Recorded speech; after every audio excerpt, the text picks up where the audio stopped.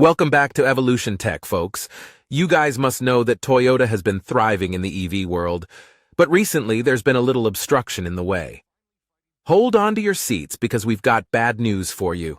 EVs were believed to be the next big thing, but turns out it might not be that. Let's see why. There are countless reasons why you might think that EVs are a scam. The former CEO of Toyota, Akio Toyoda, stepped down from his post for Koji Sato to take his place. This is believed to be because of the former CEO's old-fashioned thinking and his decision against going all out on the EV idea. He had other plans, which included engines that weren't just electric. But Toyota, even after being one of the biggest companies, got pushed into the EV pit because of politicians. Can it get any worse? Imagine politicians poking their noses in everyone's business more than they already have. Unacceptable. Well, they got what they wanted, and then their whole idea crashed, because the EV market is crashing down, and fast. Toyota's EVs were being sold at lightning speed. However, there was an even higher percentage of people who weren't so keen on the idea of going all EV.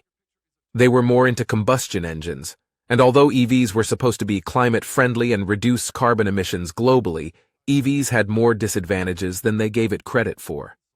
The ones who had already bought EVs, they're not happy at all. What they weren't informed about before was the $500 per month for insurance, barely their range in cold climates and high repair costs. It can go as high as $12,000 for just a new battery. That is just nuts, but it's not entirely surprising. Toyota's former boss, Akio Toyoda, wasn't too excited about everyone jumping onto the electric vehicle bandwagon too quickly. He worried that if the car industry rushes into EVs, the way they did business might fall apart. Speaking at a news conference, he even mentioned that if all cars in Japan were electric, the country might run out of electricity in the summer. He figures setting up the needed infrastructure for a 100% EV fleet could cost Japan a whopping $135 billion to $358 billion. What's more, Toyota points out that a lot of Japan's electricity comes from burning coal and natural gas, which isn't great for the environment. So he's not convinced of it being carbon-free and that going all in on EVs is the solution. Japan's government, however, was thinking about banning the sale of new gasoline cars by 2035, similar to moves made by the UK and California. Toyota, known for its hybrid cars that run on both gas and electricity, is okay with this plan. But interestingly, they don't have a fully electric car for everyone just yet. In a recent earnings call, Toyota gave a shout-out to Tesla for leading the way in electric car batteries. He thought there was a lot Toyota could learn from Elon Musk's company. However, Toyota is pretty confident that Toyota will come out on top in the long run because of its wide variety of products. Even though Toyota seems cautious about jumping headfirst into the EV trend, Toyota is actually putting a ton of money, more than $13 billion, into this effort over the next decade.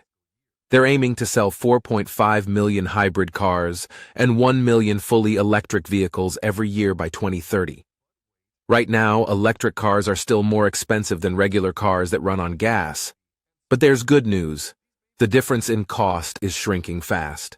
According to a report by Bloomberg NEF, the average price for the battery in an electric car is expected to drop to $101 in 2023.